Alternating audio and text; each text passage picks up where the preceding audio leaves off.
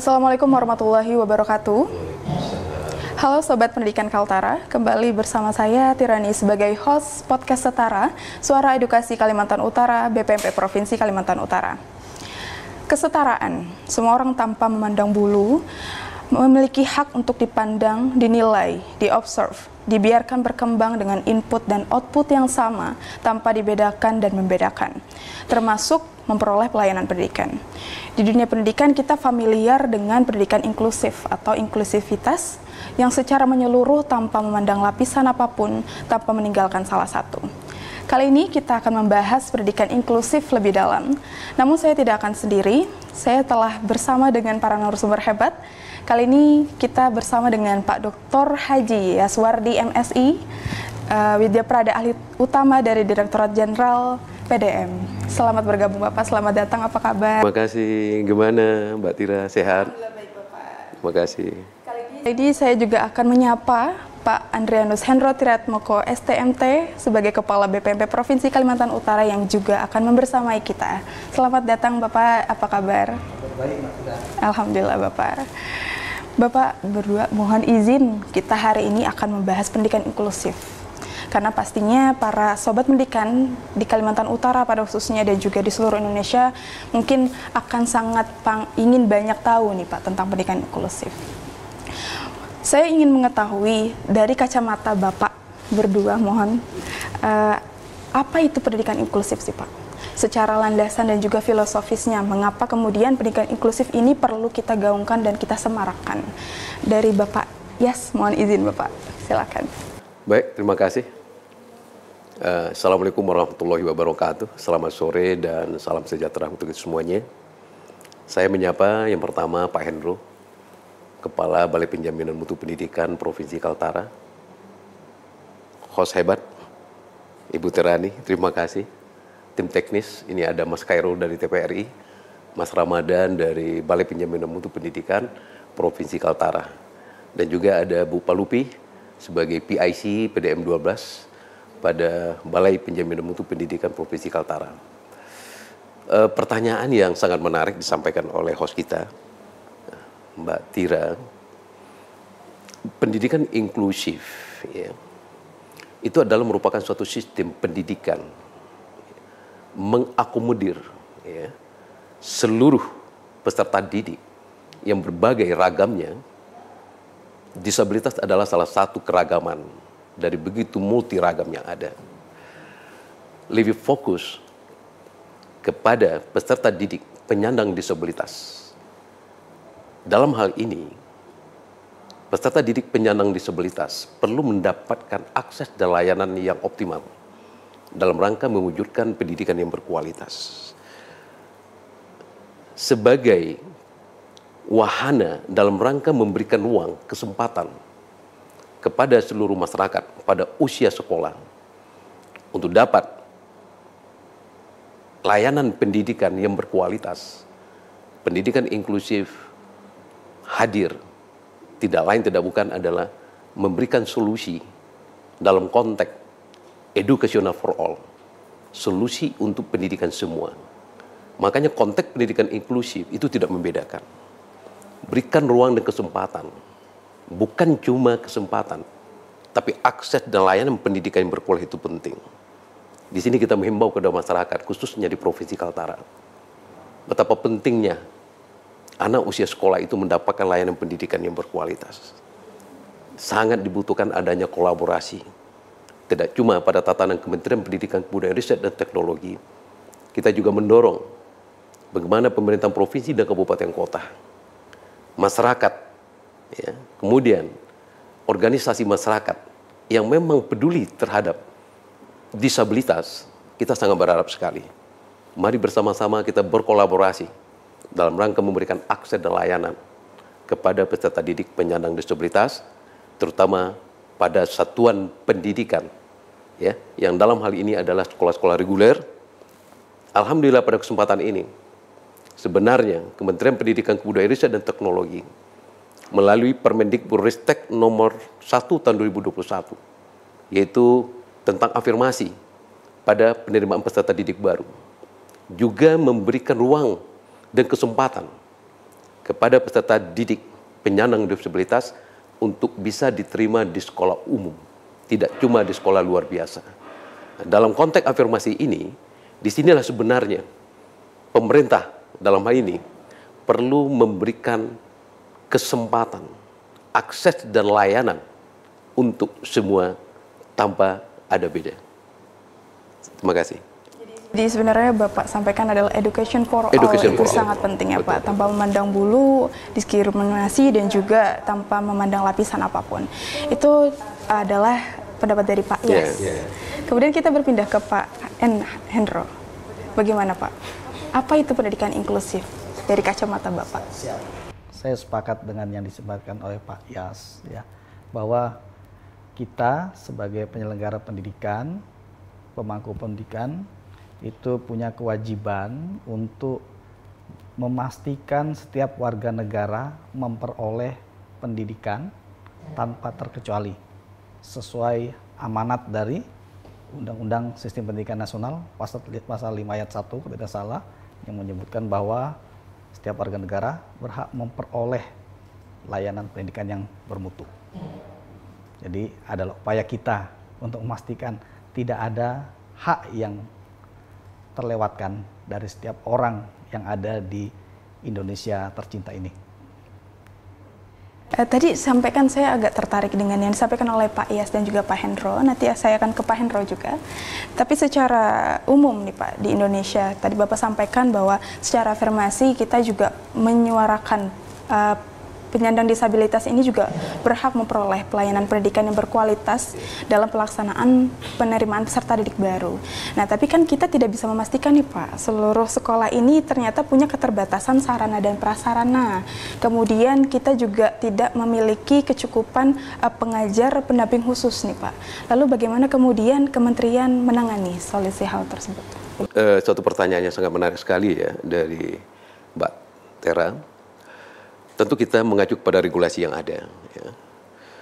Ada Undang-Undang Nomor 8 Tahun 2016 berbicara tentang disabilitas. Dalam tatanan implementasi itu diatur di dalam Peraturan Pemerintah Nomor 13 Tahun 2020. Akomodasi yang layak bagi peserta didik penyandang disabilitas. Dalam tatanan teknis, Kementerian Pendidikan Kebudayaan Riset dan Teknologi meluncurkan regulasi, yaitunya Permendikbudristek Nomor 48 Tahun 2023 tentang akomodasi yang layak bagi PDPD pada satuan PAUD, SD, SMP, SMA, SMK, dan juga perguruan tinggi. Di saat kita berbicara Permendikbudristek nomor 48 tahun 2023, dua hal sebagai tool utama, alat utama yang dipersiapkan oleh kementerian bersama dengan pemerintahan daerah. Pertama adalah perlu adanya unit layanan disabilitas. Unit layanan disabilitas ini dia bukan berbentuk UPT, tetapi penguatan fungsi dari unit atau organisasi yang ada di Dinas Pendidikan Provinsi dan Kabupaten Kota. Konsepsinya adalah bukan UPT. Ya, jadi kita penguatan fungsi. Di sini yang paling utama kan adalah optimalisasi unit-unit bidang, ya, bagian, ya, kemudian sub dan seterusnya. Bagaimana dinas dalam hal ini ya mencermati ya kalau ada program-program dan anggaran yang ada irisannya dengan optimalisasi ya pelaksanaan pembelajaran untuk PD-PD kita. Di sini kita berharap kepada Dinas Pendidikan Provinsi Kabupaten Kota bisa mengoptimalkannya, terutama di segi program dan anggarannya. Kemudian yang kedua adalah akomodasi yang layak. Akomodasi yang layak ini Mbak Tera, yang pertama adalah perlu adanya SDM yang cukup dan potensial, terutama pada satuan pendidikan, penyelenggara pendidikan inklusi atau SP3I. Jadi kita perlu membatasi, seluruh sekolah itu inklusif. Dia harus menerima semua peserta didik berbagai ragam, baik itu dalam konteks kebinekaan maupun dalam disabilitas. Karena disabilitas itu salah satu bentuk keragaman. Jadi ini disebut dengan inklusivitas. Inklusivitas di sini adalah bagaimana seluruh warga negara bisa yang pertama adalah memberikan pengakuan, yang kedua menerima, yang ketiga menghargai, yang keempat memberikan akses dan layanan. Itulah inklusivitas. Jadi dengan adanya akomodasi yang layak, terutama SDM yang cukup dan profesional pada satuan pendidikan penyelenggara pendidikan inklusi, yang kedua sarana prasarana yang memadai dan sesuai dengan kebutuhan. Yang ketiga adalah anggaran. Yang keempat adalah modifikasi kurikulum, yaitu kurikulum yang beradaptasi dengan tuntutan kebutuhan berbagai keragaman daripada disabilitas. Bicara keragaman ini, ada beberapa hal yang harus kita informasikan. Baik itu dari segi keterbatasan intelektualnya, maupun dari segi fisiknya, kemudian dari mentalnya, ya. Kemudian juga kita bisa melihatnya dari sensoriknya. Ada kemungkinan juga ganda. Kondisi-kondisi seperti ini dengan adanya afirmasi melalui Permendikbudristek nomor 1 tahun 2021, yaitu PPDB, konsekuensinya semua sekolah menerima. Tetapi dengan keterbatasan SDM, kata Pak, sarana dan prasarana, apa yang bisa dilakukan? Pertama, diterima dulu. Pada posisi diterima, kita perlu melakukan deteksi awal dulu. Dari deteksi itu nanti, ya, deteksi dini kita nantinya. Lalu kita akan memberikan asesmen. Dari asesmen ini nanti akan kita tahu, ya, sejauh mana ya, tingkat kesulitan anak-anak kita yang tersayang ini mengalami hambatan dalam belajar. Itu akan kita ketahui. Nah, dari hasil asesmen ini nantinya kita berharap ada program-program turunannya. Salah satu di antaranya kita perlu mendapatkan potret si anak ini. Itu profil anak. Profil anak ini tidak cukup melalui asesmen saja. Perlu kita mendapatkan informasi dari para ahli lainnya. Perlu informasi dari orang tua. Orang tua itu sangat mengenal anaknya. Sehingga perpaduan hasil asesmen, kemudian pendapat-pendapat para ahli, terutama dari psikolog, termasuk orang tua, itu menjadi profil anak. Ini yang dijadikan nantinya menjadi PPI, program pembelajaran individual, yang dijadikan acuan untuk mendesain pembelajaran sekaligus implementasinya. Jadi benar sekali, keterbatasan yang ada di sekolah reguler, ini akan bisa kita carikan solusinya melalui optimalisasi fungsi daripada unit layanan disabilitas. Yang kedua, memperkuat akomodasi yang layaknya, yang saya sebutkan tadi. Apabila ini masih ada kendala dan sebagainya, masih bisa kita ruang kolaborasi kerjasama. Jadi sekolah dalam hal ini, dalam konteks Merdeka Belajar, kolaborasi adalah menjadi solusi penting dalam rangka menjawab semua tantangan di dunia pendidikan. Mas Menteri tegas mengatakan, dengan kolaborasi banyak pekerjaan-pekerjaan berat yang bisa menjadi ringan, yang ringan akan bisa kita mudah laksanakan. Di sinilah pentingnya kolaborasi. Jadi inklusivitas dalam hal ini, dia tidak berdiri sendiri. Tetapi dalam tatanan implementasi nantinya dibutuhkan kolaborasi.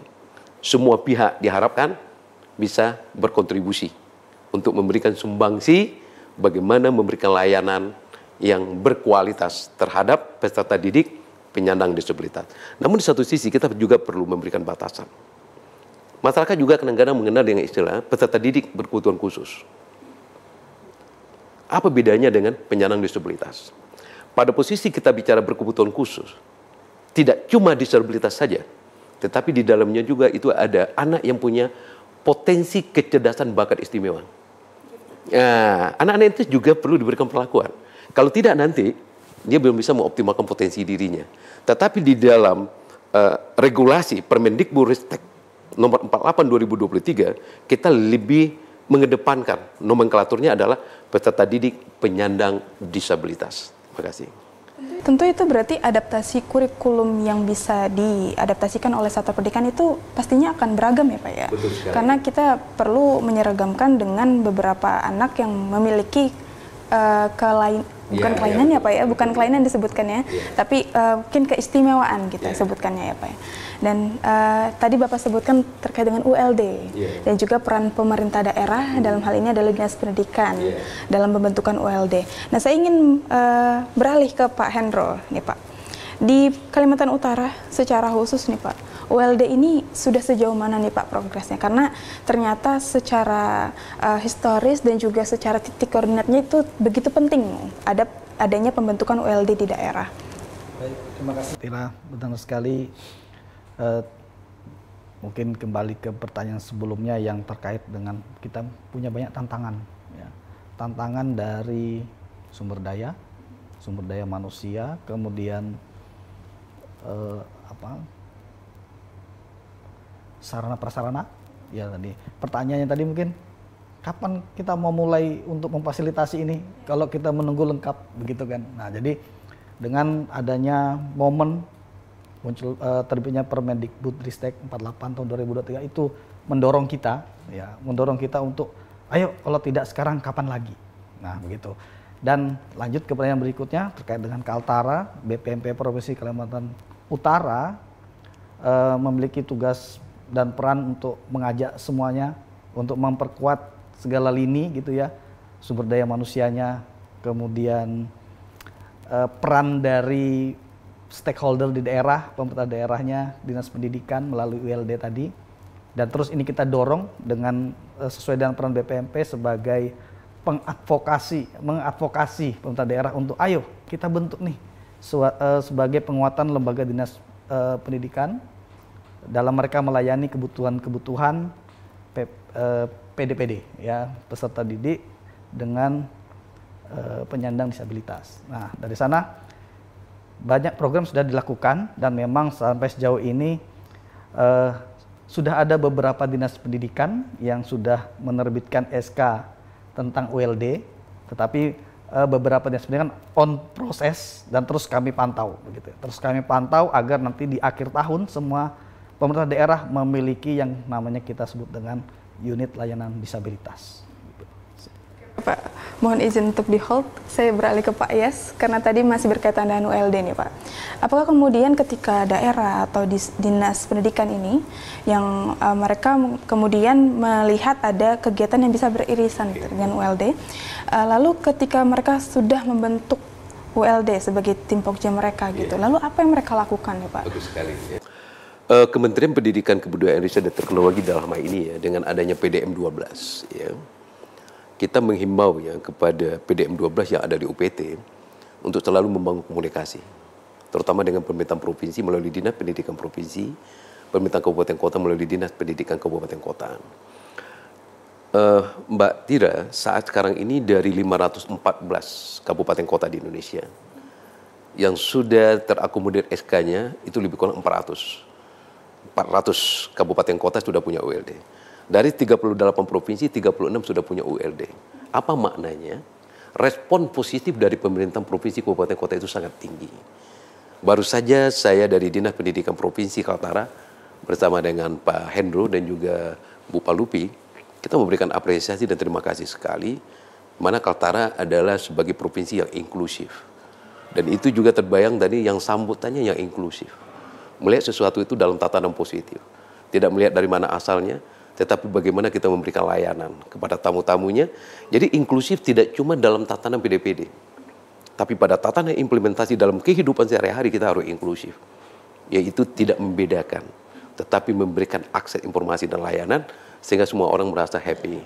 Keberadaan ULD ini sebagai tool utama, sebagai alat utama untuk bisa menggerakkan bagaimana PDPD itu bisa terfasilitasi. Disinilah ya, kita sudah melakukan beberapa kali rakor. Dan insya Allah tanggal 8 sampai tanggal 11 kita mengundang Kepala Dinas Pendidikan Provinsi dalam konteks ULD dalam rangka BIMTEK, optimalisasi fungsi ULD. Mengapa ini perlu kita lakukan? Karena di Dinas Pendidikan Provinsi Kabupaten Kota itu belum ada anggaran tersendiri untuk optimalisasi pendidikan inklusi. Tetapi kami melihat ada ruang dan kesempatan, yaitu dengan pendekatan optimalisasi. Anggaran yang ada irisannya, kemungkinan bisa kita optimalkan. Di sini kita berharap kepada Kepala Dinas Pendidikan Provinsi dan timnya untuk benar-benar memberikan respon positif.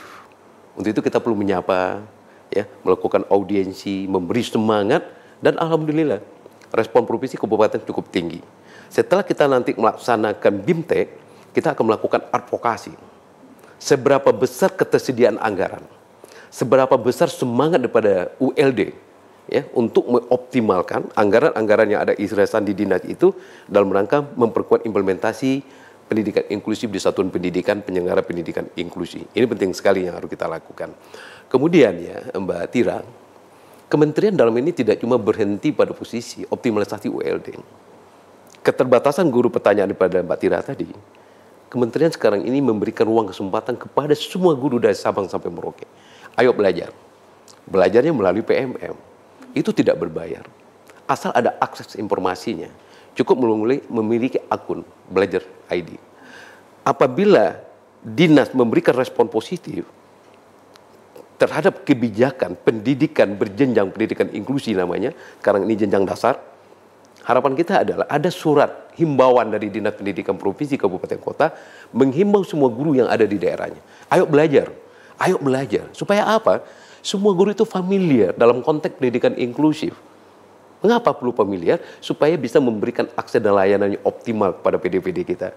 Profesional, itu menjadi tuntutan utama dalam rangka implementasi pendidikan inklusif di satuan pendidikan. Ini yang harus kita lakukan. Alhamdulillah sekarang ini ya, jumlah daripada guru yang aktif itu cukup besar sekali. Sudah mendekati, yaitu sudah mendekati angka 200.000 yang mendaftar.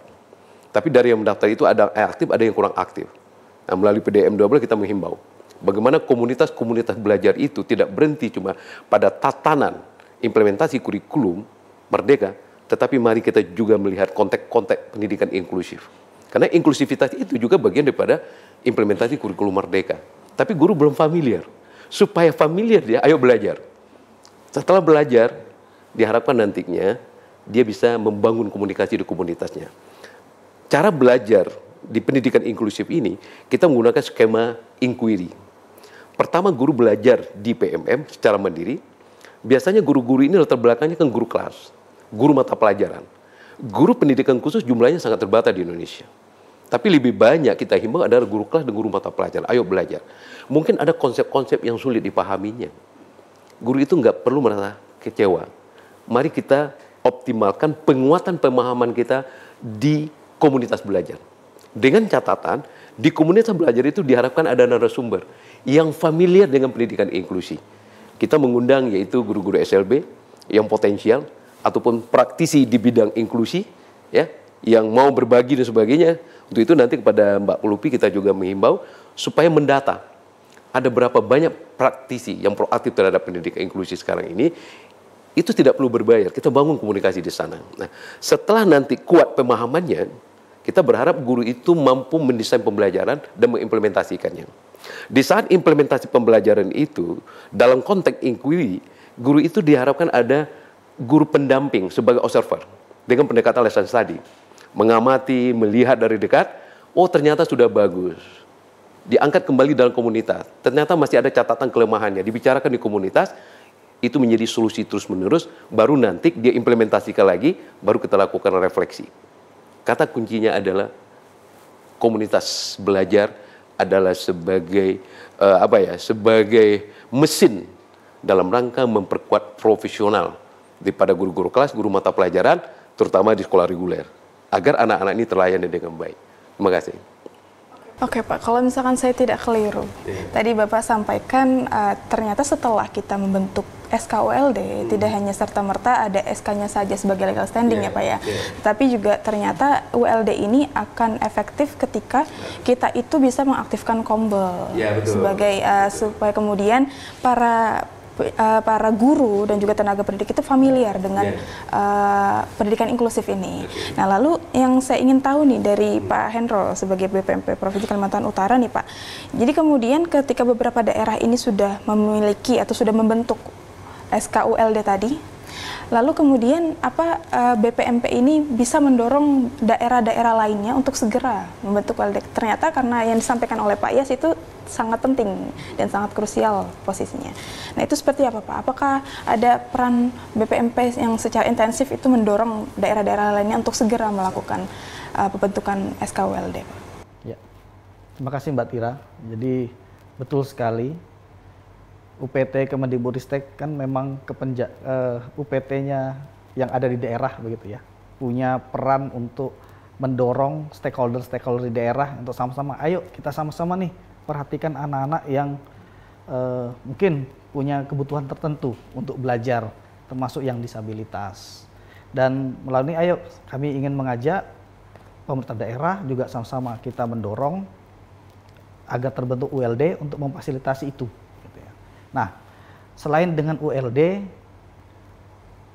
BPMP Provinsi Kalimantan Utara juga punya keinginan, punya target ya, untuk mendorong agar guru-guru tadi meningkatkan kompetensinya. Melalui apa? Melalui PMM yang sudah dijelaskan oleh Pak Yas tadi. Jadi di dalam PMM mereka bisa belajar, memperoleh informasi, nanti kemudian dibawa ke dalam komunitas belajar.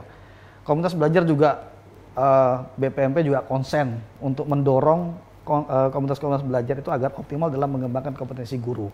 Mungkin kalau sekarang Kombel belum terlalu optimal, baik mungkin itu evaluasi ke depan, kita akan coba mencari strategi-strategi baru agar Kombel-Kombel yang ada di seluruh provinsi Kalimantan Utara ini bisa optimal dalam meningkatkan kompetensi guru. Bukan hanya seperti yang kata Pak Yas tadi, pada peningkatan pemahaman, tetapi pada tataran implementasi. Maka diperlukan sebuah siklus di dalam Kombel sehingga guru bisa belajar dengan optimal, dan itu nanti kita pikirkan strategi, kita evaluasi untuk membuat strategi agar Kombel itu bisa berjalan dengan efektif. Ya. Jadi kalau saya tidak salah mengingat Pak, ada guru pendamping khusus di Kalimantan Utara ada berapa Pak? Guru pendamping khusus ya. Sejauh ini datanya belum menunjukkan ada atau tidak adanya. Jadi begini, guru pendamping khusus ini kan nanti ketika dia sudah bisa melakukan pendampingan terhadap guru untuk mendampingi anak-anak berkebutuhan khusus. Nah, maka perlu belajar dulu. Sejauh ini datanya oke, baik. Kalau kita buka, kalau yang dianggap pendamping khusus itu nanti ketika dia masuk tahapan mahir gitu ya. Kan ada di PMM itu ada yang level dasar, level lanjut, dan level mahir gitu ya. Anggaplah yang paling ada 3 tingkatan, yang paling tinggi adalah mahir. Level dasar itu ditandai dengan guru itu punya kesadaran dan bisa menerima adanya perbedaan-perbedaan kebutuhan belajar. Kemudian di level lanjut ditandai dengan kalau guru itu masuk dalam tahap level lanjut, maka dia ditandai dengan dia bisa memfasilitasi nih kebutuhan-kebutuhan belajar sesuai dengan perbedaan-perbedaan yang ada di dalam kelas di mana dia itu mengajar. Baru kemudian yang mahir nanti ketika dia bisa berbagi dengan atau dia bisa memberikan layanan kepada guru-guru lain mungkin di sekolah sendiri ataupun di jenjang yang lain. Nah, dari sana sejauh ini kalau dari datanya di Kalimantan Utara ini ya masih pada, dan mungkin pengembangannya mungkin yang untuk lanjut juga masih kalau tidak salah kemarin infonya masih sedang dikembangkan begitu ya, sekarang materi dasarnya. Jadi sejauh ini kita ingin mengajak guru-guru itu untuk mulai nih dari yang level yang paling bawah dulu, level dasar gitu ya. Baik. Sejumlah berapa Pak? Kalau di datanya ini sebentar harus dicari ini Mbak Tira. Ada sekitar 549 yang sudah memulai materi. 549 guru sudah mulai belajar walaupun belum tuntas. Walaupun nanti ketika dia menguasai level dasar itu nanti kan tuntas, ada tahapan-tahapan ketika dia belajar. Tetapi untuk memulainya itu ada 549. Ada juga nih datanya ternyata. Yang lulus post-test itu 127. Mudah-mudahan mereka masuk dalam data dan bisa nanti ketika modul sudah siap masuk ke level lanjut ya gitu ya. Oke. Tentunya itu post-test itu adalah salah satu rangkaian juga di tingkat dasar ya Pak. Nah ini saya ingin tahu nih Pak, sejauh mana sebenarnya pendidikan berjenjang bidang pendidikan inklusif itu tadi yang disampaikan sama Pak Hendro, ternyata ada sejumlah guru di Kalimantan Utara telah menyelesaikan berbagai rangkaian di tahapan dasar dan menuju lanjutan nih Pak. Nah, sebagai Bapak kan mantan Direktur Guru Pendidikan Menengah dan Pendidikan Khusus, tentunya pasti sangat banyak tahu nih Pak terkait dengan pendidikan berjenjang pendidikan inklusif.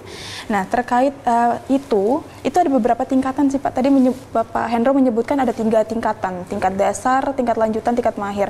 Apakah kemudian guru yang telah memulai aksi itu harus sampai dengan di tingkat mahir baru bisa dikatakan GPK, atau apakah mereka setelah memulai aksi itu sudah bisa dikatakan sebagai GPK? Oke. Mungkin saya mencoba meluruskan sedikit gitu ya. Permendikbudristek 48 2023 mengenal sekarang itu nomenklaturnya guru pendidikan khusus. Sebelumnya kita memang mengenal namanya guru pembimbing khusus, bukan guru pendamping khusus. Jadi guru pembimbing khusus ini itu dulu kita lakukan melalui BIMTEK gitu ya. Sebenarnya guru pembimbing khusus ini harapan kita bagaimana guru-guru itu ada dan hadir ya. Ini sebelum Permendikbudristek 48 nomenklaturnya guru pembimbing khusus, yaitu guru-guru yang melakukan pembimbingan dan pendampingan pembelajaran di sekolah reguler. Tapi dengan keluarnya Permendikbudristek 48 2023, nomenklaturnya sudah menjadi guru pendidikan khusus. Nah, guru pendidikan khusus itu ada 2 fungsi utamanya. Pertama, fungsi layanan pembelajaran. Dia langsung membelajarkan peserta didik di satuan pendidikan yang ada PDPD-nya. Yang kedua, dia melakukan pendampingan dan pembimbingan kepada guru kelas dan guru mata pelajaran agar familiar, agar dia itu mampu membelajarkan peserta didiknya. Ini, jadi ada 2 tugas utama dari guru pendidikan khusus. Ini diatur di dalam pasal 10 ya Permendikbudristek nomor 48 tahun 2023. Benar yang dikatakan oleh Pak Kepala tadi, Pak Hendro, memang perlu kita dorong ya. Bagaimana guru-guru itu aktif di PMM. Jumlah guru kita ini berapa? Harapan kita semua guru itu aktif. Aktif belajar secara mandiri. Bagaimana ke depan dia bisa lanjut kepada jenjang lanjutan, memang itu ada tahapan. Di samping dia menyelesaikan materi, ya harapan kita, dia mengikuti post-test. Kemudian ada aksi nyata. Di aksi nyata ini banyak guru kita berhenti di sana. Mengapa? Mungkin mengalami kesulitan. Sebetulnya tidak sulit. Bagaimana kita coba mengangkat isu-isu sederhana, ya dari pembelajaran yang ada di PMM itu kita angkat sebagai aksi nyata. Tidak perlu terlalu panjang, tapi ada keberanian kita. Pertama, kita siapkan desainnya, aksi nyata itu. Yang kedua, kita implementasikan. Implementasikan itu kita berikan detail-detail dan catatan-catatan kita, lalu kita kembangkan, itu yang kita upload. Enggak terlalu sulit sebetulnya. Kita berharap dalam ini, komunitas belajar bisa mendampingi, memfasilitasi bersama-sama bagaimana menyiapkan aksi nyata. Karena ini penting sekali untuk melanjutkan kepada jenjang lanjut. Ya, pada posisi jenjang lanjut ini nantinya kita sudah menggunakan learning management system. Sudah ada menggunakan pendekatan sinkronus dan asinkronus. Tetapi kita tidak menggunakan sinkronus, cuma asinkronus. Di mana di penguatan pemahaman tadi, guru belajar mandiri nanti didampingi, boleh diskusi dengan fasilitator. Nah, sekarang ini kita sedang mempersiapkan fasilitator untuk jenjang lanjutan. Kita berharap bisa jadi dari Kaltara ada yang mendaftar nantinya. Harapan kita seperti itu. Ini sedang kita cari, minimal nantinya kita harus mendapatkan 80 orang sebagai fasilitator untuk bisa ikut nantinya pendidikan berjenjang, pendidikan inklusif untuk jenjang lanjutan. Setelah di jenjang lanjutan ini nanti dia lebih banyak pada desain, pembelajaran dan implementasi. Implementasi itu lebih banyak nanti di sana dia. Lalu pada jenjang mahir nantinya guru-guru itu semakin profesional dia. Semakin profesional, sehingga guru-guru itu juga kita ajak nantinya untuk melakukan yaitu berbentuk magang. Ya. Magang di sekolah-sekolah yang relatif itu bisa dijadikan sebagai acuan. Terutama di SP3I yang sudah berjalan dengan baik, itu diharapkan di sana itu guru-guru bisa magang. Lalu bagaimana nantinya supaya itu mendapat sertifikat? Sehingga bisa dia itu diberikan nomenklatur sebagai guru pendidikan khusus. Nah, dalam hal ini, Permendikbudristek 48 itu sudah memberikan ruang. Guru pendidikan khusus itu dapat diperoleh pertama melalui pendidikan di perguruan tinggi. Yang kedua melalui pelatihan. Inilah pelatihan berjenjang kita. Yang ketiga bisa melalui yaitunya pendidikan profesi ya, sebelum jabatan. Itu bisa juga di sana atau nanti dia sudah tamat bisa menambah ya, pembelajarannya di perguruan tinggi untuk bisa diakui sebagai guru pendidikan khusus. Ini seperti ini. Nah, kondisi seperti ini sekarang ternyata masih belum memadai pemahaman dari guru kita. Dan ini menjadi tantangan. Bagaimana supaya guru ini semakin profesional? Tadi saya katakan, perlu ada kolaborasi, perlu ada semangat bersama, terutama dari guru kita. Ada keinginan yang datang dari hatinya, ingin memberikan layanan kepada anak-anak ini. Konsekuensinya dia belajar. Di samping belajar, dia berdiskusi. Di samping berdiskusi, dia mencoba, pada satu titik dia akan halo effect. Wah, saya bisa. Kalau itu yang terjadi, PD-PD kita akan mendapatkan layanan yang optimal. Nah, untuk bisa sampai ke sana, disinilah peran daripada unit layanan disabilitas. Memfasilitasi bagaimana kita bisa mendapatkan SDM yang potensial. Dukungan dari Dinas Pendidikan Provinsi, Kabupaten Kota, ini sangat menentukan sekali. Tantangan-tantangan seperti ini Mbak Tira, menurut saya ada solusi yang paling tepat dilakukan pada kesempatan ini. Pertama adalah guru ya, mendata, kemudian melanjutkan dengan asesmen. Dari asesmennya itu nanti akan ada profil. Profil inilah nanti dijadikan acuan dalam rangka menyusun perencanaan pembelajaran. Di saat profil sudah dapat, untuk sampai kepada menyusun, guru ini kan punya keterbatasan. Karena dia kebanyakan guru kelas, guru mata pelajaran. Dia berkolaborasi dengan guru SLB atau potensi-potensi lainnya untuk bisa mendesain pembelajaran ini dengan baik. Dalam konteks ini, kita akan masuk nanti kepada universal design learning. Ini mungkin pertanyaan selanjutnya bisa muncul ke sana. Apa itu UDL? Bagaimana cara mengembangkan dan sebagainya. Tapi secara prinsip, pendidikan inklusif ini memang membutuhkan sosok guru-guru yang profesional, sarana prasarana yang memadai, kemudian kolaborasi dari orang tua dan masyarakat dalam rangka mensukseskan pendidikan inklusif ini. Sementara itu dulu. Yang universal design learning ya Pak ya. Nah tadi Bapak sampaikan berangkat dari hati ya Pak ya. Guru pendamping khusus itu harus berangkat dari hati. Guru pembimbing khusus itu. Kita guru pendidikan khusus saja. Oke, guru pembimbing khusus. Guru pendidikan khusus. Pendidikan khusus. Guru pendidikan khusus itu harus berangkat dari hati kata Pak Pak Hendro. Nah kalau kita lihat di guru-guru Kalimantan Utara nih Pak, apakah begitu aktif gitu Pak melihat pendidikan inklusif ini juga perlu dianggap penting gitu Pak di Kalimantan Utara? Seperti apa sih Pak di guru pendidikan Kalimantan Utara? Ya, terima kasih Mbak Tiras. Saya kira kita harus optimis ya. Guru-guru punya niat ya. Saya yakin semua guru itu punya niat untuk memberikan layanan yang terbaik untuk peserta didiknya. Ketika kita sudah membawa mereka ke dalam lingkungan pembelajaran, pasti guru-guru akan berpikiran bagaimana saya untuk melayani kebutuhan anak ini. Dan kalau kita melihat data tadi, sudah berprogres kan, sudah mereka mulai belajar, yang sudah mulai belajarnya berapa orang, yang sudah post-testnya berapa orang, seprovinsi Kalimantan Utara, dan saya pikir kedepannya itu pasti akan bertambah karena baik dari BPMP, dari pemerintah daerah itu juga sama-sama mendorong agar guru-guru ayo belajar dulu, yang penting mengenal dulu, memahami dulu gitu ya, memahami dulu. Oke, setelah memahami, tindak lanjutnya adalah ajak mereka untuk menguatkan kompetensinya di dalam Kombel. Saya yakin guru-guru kita punya hati yang tulus untuk melayani setiap anak didik, termasuk anak-anak yang berkebutuhan khusus tadi. Kalau dari data kita lihat, ternyata di Kalimantan Utara itu kurang lebih ada sekitar 288 anak yang berkebutuhan khusus yang tersebar di 144 satuan pendidikan. Artinya kan kalau bicara tentang adanya anak berkebutuhan khusus, artinya guru-guru di 144 satuan pendidikan itu akan berpikiran bagaimana saya harus melayani anak-anak ini. Maka tadi yang disampaikan oleh Bapak Pak Yas, bahwa kita harus tahu apa kebutuhan belajarnya, maka diperlukan asesmen untuk melihat profil belajar dari si anak, sehingga dia bisa memberikan layanan yang terbaik untuk si anak. Begitu. Itu akan linear dengan yang disampaikan oleh Pak Yas tadi terkait dengan UDL ya Pak, Universal Design Learning. Itu adalah proses pendekatan pengajaran disesuaikan dengan kebutuhan peserta didik, betul ya Pak.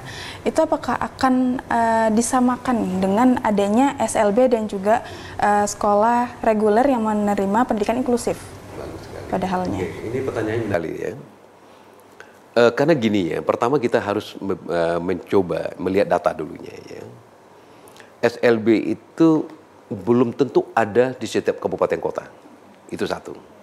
Sedangkan sekolah reguler itu sebarannya itu sampai ke pelosok, ya. Pada kondisi PD kita ini, atau calon PD kita ini, dia ingin bersekolah ke SLB umpamanya, terbuka ruang dan kesempatan. Tetapi domisilinya jauh umpamanya. Kondisi ekonomi orang tuanya itu terbatas umpamanya.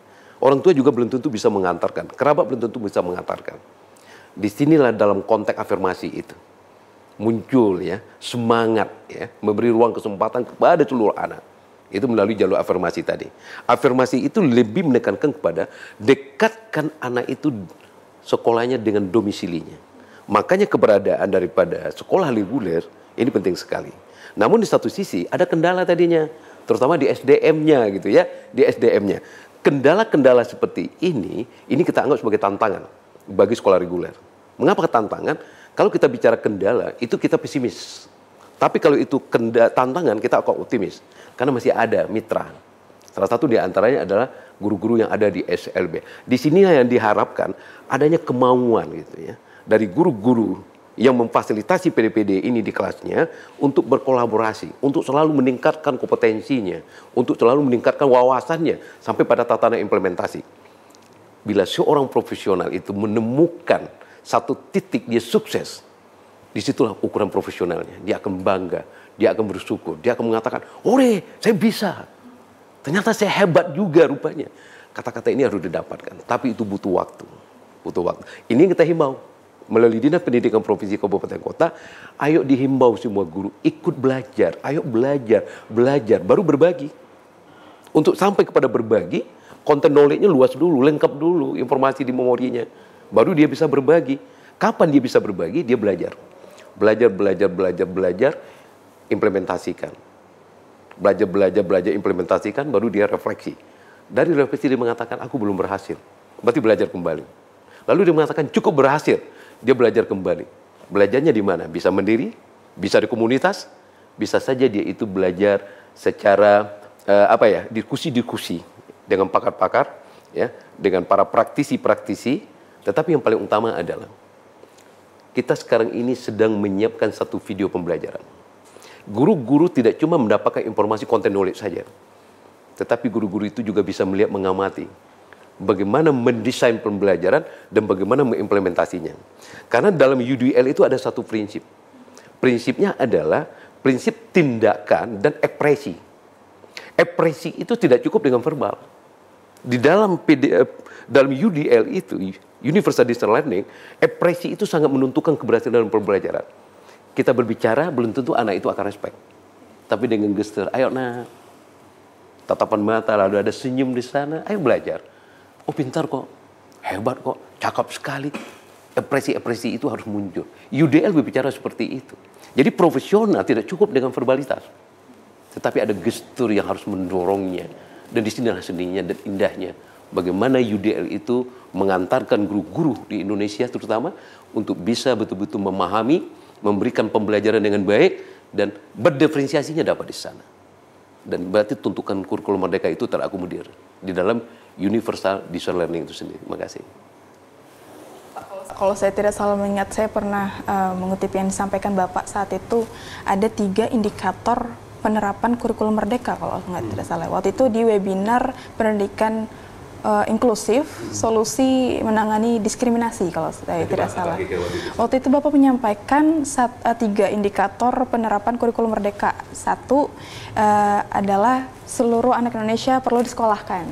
Pemerintah harus memastikan seluruh anak itu perlu sekolah, supaya kita mengetahui seberapa tinggi taraf anak Indonesia yang berkebutuhan khusus tidak mendapatkan pelayanan pendidikan yang berkualitas.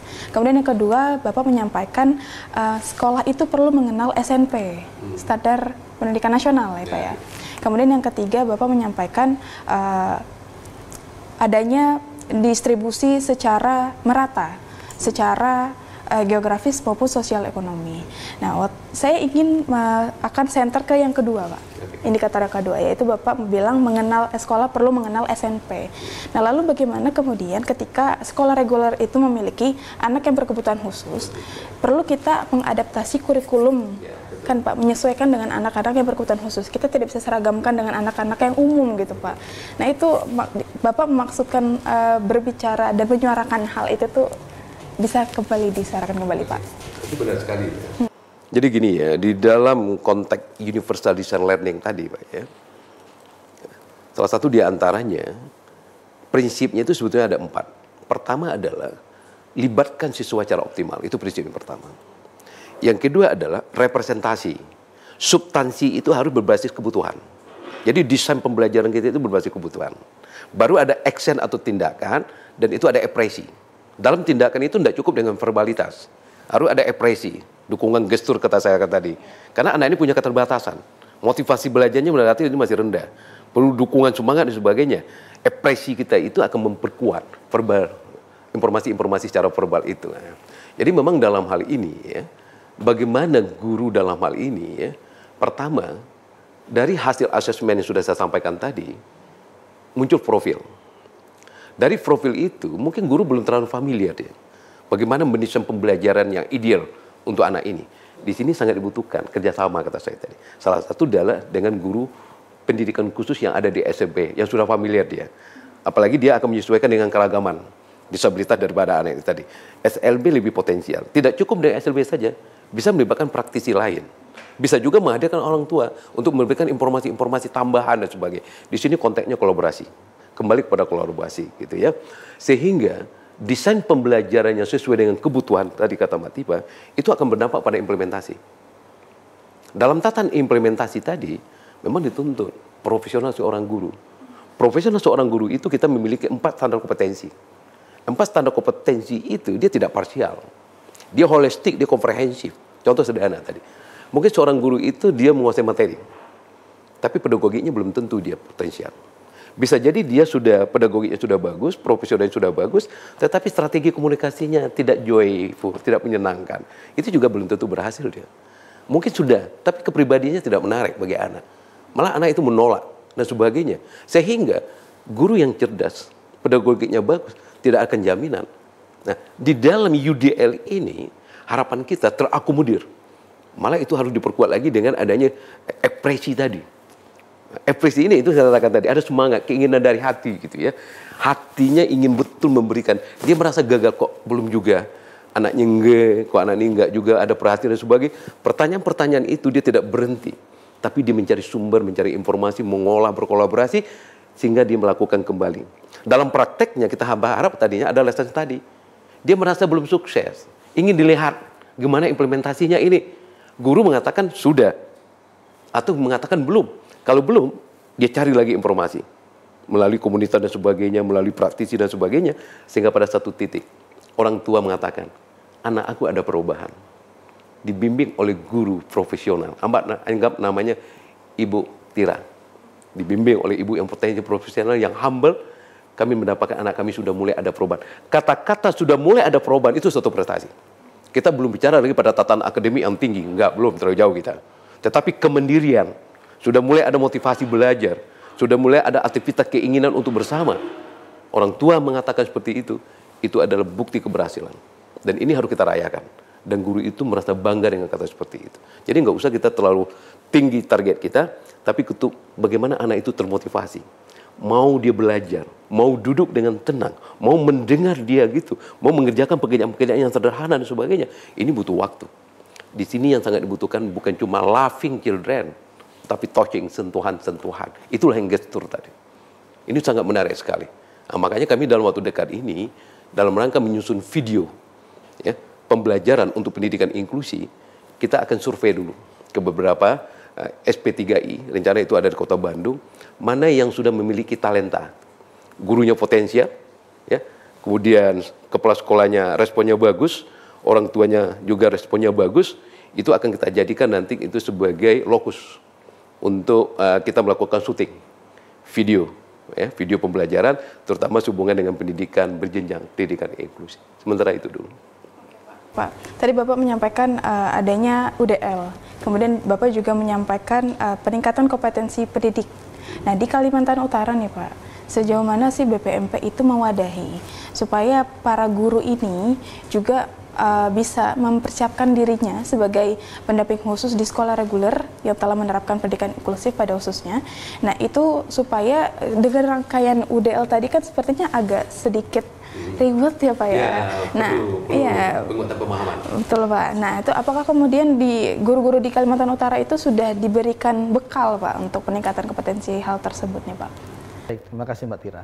Ya, BPMP tentu concern juga terkait hal itu ya. Dan untuk mencapai guru yang punya pemahaman dan keterampilan dalam memberikan layanan kepada anak-anak berkebutuhan khusus dengan strateginya UDL tadi, ya tentu saja dibutuhkan effort ya, effort dari semua pihak. Dan di sini BPMP tidak sendiri. BPMP selalu berkoordinasi dan bekerjasama dengan BGP, Balai Guru Penggerak, untuk mendorong guru-guru untuk belajar gitu ya. Kemudian banyak mitra-mitra kami di Kalimantan Utara, ada inovasi yang beberapa waktu lalu juga mengajak stakeholder di seluruh wilayah kerjanya gitu ya. Misalnya saja di Provinsi Kalimantan Utara dan juga di Pemda Provinsi Kalimantan Utara dan juga ada di Kota Bulungan, di mana kemarin itu dilakukan semacam lokakarya, kesadaran bersama, pemahaman bersama bahwa ini masalah kita bersama, begitu ya. Timbul rekomendasi penguatan guru dari sana, siapa yang menjalankan dari sana ya.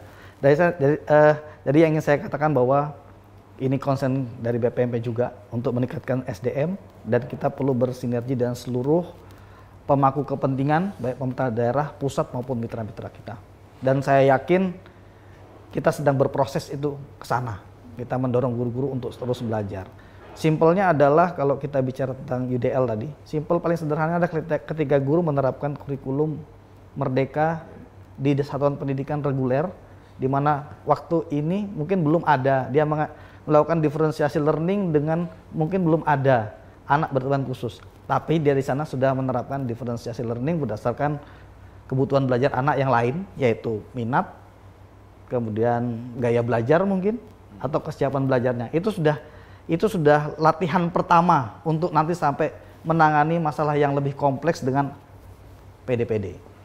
Begitu Mbak Tira. Jadi ketika dia sudah menerapkan diferensiasi learning dengan kurikulum merdekanya, artinya dia sudah sedikit banyak mulai memberikan variasi pembelajaran, variasi intervensi kepada orang yang berbeda, ya, sesuai dengan kebutuhan dan minat belajarnya. Nanti ketika dia di sekolahnya itu dia mendapatkan anak berkebutuhan khusus, maka dia sudah punya dasar untuk melaksanakan tadi diferensiasi pembelajaran tadi. Katakan cukupkah Pak segala rangkaian yang sudah dilakukan oleh sekolah reguler dalam penerapan pendidikan inklusif itu menurut Bapak ya, sebagai BPMP Provinsi Kalimantan Utara kan Pak? Kalau dikatakan cukup ya kita terus berproses ya, tapi ya kita tidak boleh menafikan bahwa mereka juga berusaha ya, tapi kita harus mendorong mereka terus belajar memperbaiki diri, meningkatkan sumber daya manusia, meningkatkan kesiapan mereka ya untuk ketika suatu saat mereka menerima anak yang berkebutuhan khusus tadi, sehingga mereka sudah siap. Jadi yang mereka harus mereka pikirkan adalah yang pertama sekarang siapkan sumber daya manusianya, ajak guru-gurunya untuk belajar di PMM dulu, pahami dulu, kemudian belajar lagi di kombel internal di sekolah tadi, kita dorong untuk itu. Kemudian mereka mulai memikirkan juga bagaimana penyiapan prasarananya. Pelan-pelan mereka mungkin melakukan pengadaan terhadap mungkin atau perbaikan sarana prasarana untuk mungkin yang diperlukan sedikit-sedikit sudah mulai ada, karena kita tidak mungkin langsung menyediakan semuanya ada, tetapi harus pelan-pelan dari sana bertahap-bertahap meningkat dari tahun ke tahun. Itu yang kita inginkan. Saya beralih ke Pak Yes. Tadi Bapak menyampaikan terkait dengan penilaian akademik yang berhasil. Nah, dalam hal pengukuran secara indikator khusus gitu Pak, kita tidak hanya melihat indikator khusus kepada akademik aja, tapi tadi Bapak menyampaikan ada perkembangan sosial, perkembangan emosional. Kemudian kita menciptakan suasana pendidikan yang kondusif dan menyenangkan gitu Pak.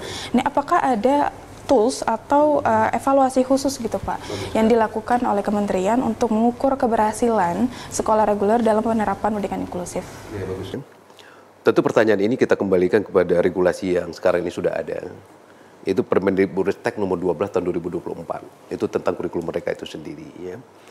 Di sana itu tentu kita bicara capaian pembelajaran seperti apa. Anak-anak normal pada posisi ya, penyandang disabilitas, dia tidak ada gangguan secara intelektual, itu bisa JSMI, bisa kita samakan. Tapi pada posisi secara intelektual mereka ini memang ada hambatan, tentu ini harus kita sesuaikan. Prinsipnya, di dalam memfasilitasi PDPD, kita tidaklah target akademik itu yang kita pertama dulu, tetapi kemandirian. Kemandirian anak itu penting sekali dulu. Tetapi pada posisi anak itu secara intelektual tidak ada gangguan, akademiknya bisa kita pacu. Bisa kita pacu. Apalagi dalam konteks tadinya ya, ada potensi di dalamnya, potensi kecerdasan, ini bisa jadi lebih nantinya. Tapi anak-anak yang potensi kecerdasan bagus ini tetap perlu perlakuan. Kadang-kadang dia itu bosi. Ya, bosi sulit diarahkan dan sebagainya, saking cerdas dan sebagainya. Apalagi sekarang ini adalah, ini sudah masuk kepada generasi ya, alpha. Generasi alpha adalah generasi yang sangat melek teknologi. Salah satu indikatornya mereka itu untuk mendengar itu sulit. Dia ingin melihat sesuatu yang sifatnya kreatif dan sebagainya. Tentu dalam hal ini, bagaimana guru itu kreatif menyiapkan pembelajaran, berbasis teknologi dan sebagainya, termasuk untuk PD-PD ini. PD-PD ini pertama kita motivasi bagaimana dia mau datang ke sekolah, mau duduk dengan tenang, mau mendengar. Itu suatu prestasi yang bagus untuk anak kita. Lalu dia mulai mau mengerjakan pekerjaan yang sederhana, mau menyelesaikan tugas yang sederhana. Ini suatu prestasi yang sudah luar biasa bagi anak kita. Kondisi-kondisi seperti ini harus dikomunikasikan oleh orang tua murid. Jadi capaian-capaian pembelajaran yang sederhana ini oleh guru itu harus dikomunikasikan. Kapan perlu nanti ada penugasan kepada orang tua murid, tolong dilanjutkan hal-hal seperti ini. Supaya apa? Ada kesinambungan pembelajaran.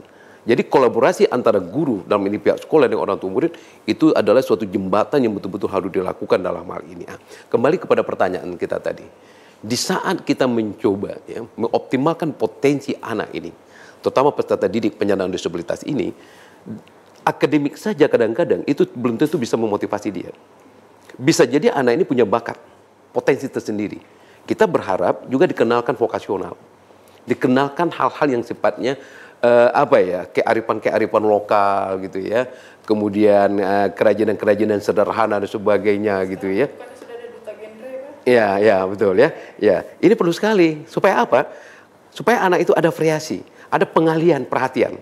Di saat dia itu umpamanya lagi bosi dan sebagainya, sulit diarang dan sebagainya, mungkin ada permainan-permainan sederhana atau aktivitas-aktivitas yang mengarah kepada mungkin ya skill-skill sederhana biasanya gitu ya.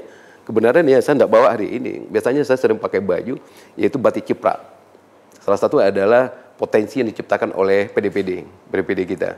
Tapi itu lebih banyak daripada di pendidikan khusus, yaitu di SLB. Nah, kita juga akan mendorong nantinya bagaimana di sekolah reguler ini tidak cuma fokus pada akademik, tapi juga ada vokasional yang sederhana gitu ya. Untuk apa? Agar anak-anak ini juga termotivasi untuk belajar. Nah, ini bagian dari proses. Karena ini baru proses, kita berharap dukungan dari semuanya. Terutama UPT kita harapkan optimalisasi, membangun kolaborasi gitu ya. Lalu mungkin ada program-program tertentu. Tapi semuanya kembali Mbak Tiba, harus ada data. Saya konsentrasi dalam pertemuan terakhir ini nantinya, ULD itu juga harus punya data. Data gurunya, data PD-PD-nya, termasuk data usia anak yang sekarang ini bisa jadi tidak ada di sekolah. Tapi dia disabilitas. Ini perlu data ini. Nah, untuk mendapatkan data ini perlu kerjasama. Kerjasama dengan orang tua murid, kerjasama dengan pemerintahan desa dan sebagainya. Karena kadangkala orang tua belum tentu dia mau mengantarkan anaknya ke sekolah. Di satu sisi, seluruh anak ini harus bersekolah. Nah, ini yang harus kita bangun dalam konteks inklusif, bagaimana seluruh anak itu mendapatkan ruang dan kesempatan untuk bisa bersekolah dan belajar. Dan data ini sangat penting. Dari data ini nantinya, ini dijadikan basis untuk informasi. Jadi ULD, dia harus punya data. Bila data sudah lengkap, dia akan bisa memberikan edukasi, memberikan informasi-informasi kepada masyarakat, dan ini sedang berproses. Makanya, kita akan melakukan ke depannya advokasi ke ULD dalam rangka optimalisasi fungsinya supaya diskusi kita hari ini itu bisa diimplementasikan. Kolaborasi adalah kata kuncinya, dukungan pemerintahan provinsi, kabupaten, kota ini sangat kita harapkan. Dari respon tadinya di Dinas Pendidikan Provinsi Kaltara, kita memberikan apresiasi. Sangat senang sekali, semangatnya juga sangat bagus, dan dia juga akan memberikan catatan dan juga akan menghimbau guru-guru yang ada di Kaltara untuk belajar mandiri di PMM. Saya rasa itu sebagai informasi. Terima kasih. Di Kalimantan Utara sendiri, Pak, untuk instrumen khususnya apakah ada Pak monitoring hal tersebut yang tadi disampaikan oleh Pak Iyas gitu? Karena kita tidak mesti perlu terus berfokus pada perkembangan akademik anak penyandang disabilitas saja, tetapi juga kita juga perlu memastikan bahwa anak-anak itu juga berkembang secara sosial. Kemudian juga kita juga perlu memastikan mereka itu telah berada di lingkungan pendidikan yang kondusif dan menyenangkan. Apakah sudah ada Pak instrumen khusus yang ada di BP Kalimantan Utara yang telah disebarkan di beberapa daerah atau satuan pendidikan reguler gitu Pak, yang menerapkan pendidikan inklusif? Terima kasih Mbak Tira. Sejauh ini yang sedang dikembangkan itu bagaimana kita mengumpulkan data terkait dengan seberapa banyak sih anak disabilitas yang ada di sebuah daerah ini, dan kemudian disabilitasnya itu ragamnya yang mana, ya begitu ya. Dan kalau kita sudah punya data itu, gitu ya, kemarin sudah dikembangkan tapi mungkin masih belum final, masih ada perlu dilakukan verifikasi dan validasi lagi. Kemudian kemarin sampelnya kami kemarin lakukan di Kabupaten Bulungan, bersama-sama dengan Dinas Pendidikan Bulungan, bekerja sama dengan Dinas Sosial, kemudian ada di sana Bapeda juga. Jadi dari sana bersama didorong dengan mitra kami inovasi, ya dari sana harapannya dari data itu kita bisa melakukan intervensinya apa terhadap anak-anak tadi, sehingga perencanaan di daerah dalam RKPD itu bisa tepat sasaran untuk menyasar, membantu anak berkebutuhan khusus tadi, khususnya dalam pendidikan, gitu ya. Dan di sana ketika dibawa ke dalam sebuah lokakarya bersama seluruh SKPD yang terlibat, maka dari sana bisa terjadi sinergi antar SKPD tadi, antar OPD tadi, sehingga OPD A melakukan apa itu tidak tumpang tindih dengan OPD B, anak ini membutuhkan apa itu menjadi tanggung jawab siapa, itu dibuat menjadi sebuah sinergi, dan itu saya pikir suatu hal yang nanti bisa dikembangkan terus ke depan. Dan sekarang kita masih by proses begitu ya, by proses bagaimana desain yang paling bagus. Yang jelas sudah ada niat untuk itu, memfasilitasi anak-anak berkebutuhan khusus di suatu wilayah yang dimulai di Kabupaten Bulungan bersama dengan mitra kami inovasi. Sebenarnya masih banyak pertanyaan Pak yang akan saya lontarkan, karena di benak saya itu ketika menyebutkan pendidikan inklusif itu akan banyak sekali akarnya nih Pak, tapi karena keterbatasan waktu. Sebagai closing statement, last but not least nih Pak, karena tidak menutup kemungkinan di akhir sesi podcast ini kita akan terus berdiskusi secara berkelanjutan nih Pak. Mungkin dari Pak Hendro dulu, saya ingin mengetahui nih Pak, Bapak bisa sebagai closing statement Bapak juga bisa menyampaikan seperti apa Bapak melihat masa depan pendidikan inklusif secara khusus di Provinsi Kalimantan Utara. Lalu apa yang harus kita ambil untuk memitigasi resistensi konsep ini dan kita bisa memastikan keberlanjutannya. Nanti secara umum di Indonesia, seluruh Indonesia, Bapak akan menyampaikan terkait hal tersebut. Kepada Pak Hendro, saya persilakan Pak. Baik, terima kasih Mbak Tira. Terkait dengan pendidikan inklusif ini, saya sangat optimis gitu ya. Sangat optimis bahwa seluruh pemangku kepentingan di Provinsi Kalimantan Utara ini peduli terhadap peserta didik penyandang disabilitas. Dari sana saya juga ingin menyampaikan bahwa untuk mencapai tujuan yang kita inginkan dalam hal memfasilitasi peserta didik penyandang disabilitas tadi perlu berbagai macam sinergi, mulai dari berbagai pemangku kepentingan, baik itu pemerintah pusat maupun daerah, UPT, mitra-mitra, semua perlu melakukan sinergi, melangkahkan sebuah visi yang sama, menjadi sebuah program kebijakan. Dan juga kita ingat juga pesan dari Bapak Pendidikan kita, Ki Hajar Dewantoro, tujuan pendidikan itu tercapai kalau 3 pilar pendidikan itu bersinergi. Siapa saja pilar itu? Yang pertama adalah satuan pendidikan atau sekolah, yang kedua adalah keluarga, yang ketiga adalah masyarakat. Jadi kita terus berupaya agar terjadinya kesinambungan pendidikan di sekolah, di keluarga, dan di masyarakat. Silakan Pak Yes. Oke, terima kasih. Yang pertama gitu ya, Kementerian akan selalu mengkomunikasikan regulasi ini dulu, yaitu Permendikbudristek nomor 48 tahun 2023. Karena Permendikbudristek kita itu sangat implementatif, ya, sangat teknis sekali. Kalaulah daerah dalam hal ini melalui ULD-nya mempelajari, memahami, saya rasa hal-hal ini bisa segera dilaksanakan. Saya sangat optimis sekali. Sehingga kita akan selalu mendorong bagaimana Dinas Pendidikan Provinsi Kabupaten Kota ini mengoptimalkan tugas dan fungsi dari unit layanan disabilitas ini, yaitu dengan penguatan daripada SDM dan anggarannya. Ini perlu sekali dalam hal ini. Ya. Itu yang pertama.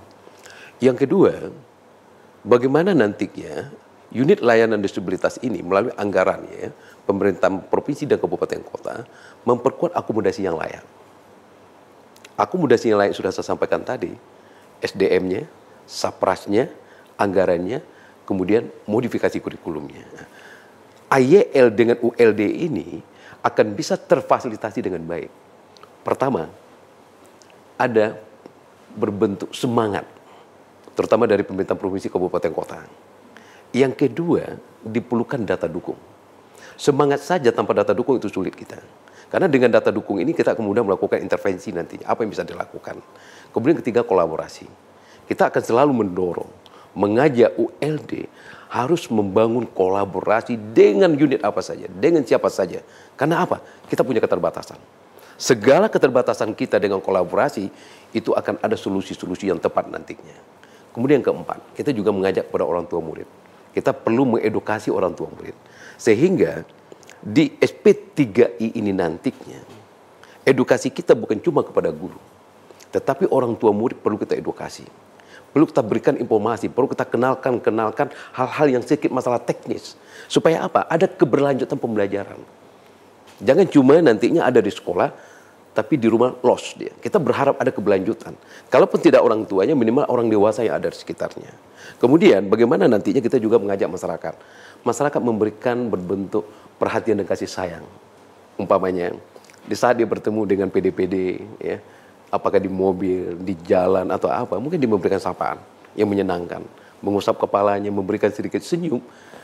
Ini adalah salah satu prinsip daripada inklusivitas yang saya sampaikan di awal tadi. Kita perlu menerima, menghargai, memberikan akses dan melayani. Minimal kita hargai.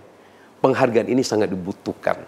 Apabila ini diperhatikan oleh orang tua murid, anaknya diberikan pesan kasih sayang, perhatian yang lebih seperti ini, saya yakin dan percaya.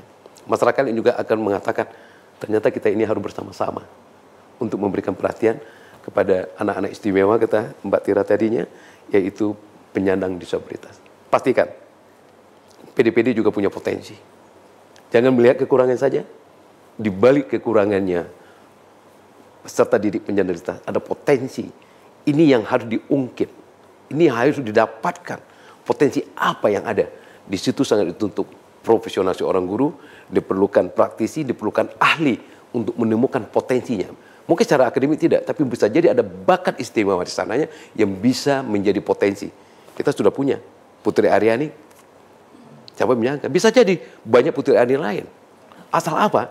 Kita coba melihat PD-PD tidak dari sisi kelemahan, tetapi ada potensi yang harus dioptimalkan. Jadi, universal design learning bukan cuma mengatasi kelemahan, tapi mengoptimalkan potensi yang ada dalam diri peserta didik itu. Pastikan bangsa Indonesia ke depan akan merasakan betapa hebatnya PD-PD ini sumbangsinya terhadap negara bila semua kita bergerak dalam konteks kolaborasi mensukseskan pendidikan yang berkualitas di Indonesia. Terima kasih. Berkomitmen ya Pak, memberikan kepada seluruh anak-anak kita di seluruh Indonesia tanpa memandang siapa mereka, latar belakang mereka, tanpa memandang lapisan apapun, kita berhak memberikan dan juga berhak mereka menerima pelayanan pendidikan yang berkualitas. Telah selesai pemirsa dan teman-teman sahabat pendidikan Kalimantan Utara, telah bersama saya Pak Dr. Haji Yaswardi, MSI, Widya Prada Ahli Utama dari Direktorat Jenderal PDM, dan juga Bapak Andrianus Hendro Triatmoko STMT, Kepala BPMP Provinsi Kalimantan Utara. Terkait pendidikan inklusif telah hari ini kita tuntas ya Pak ya. Nanti tidak menutup kemungkinan di akhir podcast ini kita tetap terus diskusi berkelanjutan, dan teman-teman di Sobat Pendidikan Kalimantan Utara juga dipersilakan untuk bisa sering sharing dan juga berbagi praktik baik terkait pendidikan inklusif di sekolah reguler di sosial media BPP Kalimantan Utara. Untuk podcast ini Bapak, kita sampaikan juga kepada sahabat pendidikan Kaltara, kita disponsori oleh Radar Tarakan, kemudian juga ada TVRI, kemudian juga ada Pena Kaltara, dan juga ada Rencar Bapak. Iya. Oke, baik. Saya sebagai host podcast Setara, Suara Edukasi Kalimantan Utara BPP Provinsi Kalimantan Utara, pamit undur diri. Nantikan podcast-podcast kami selanjutnya. Assalamualaikum warahmatullahi wabarakatuh.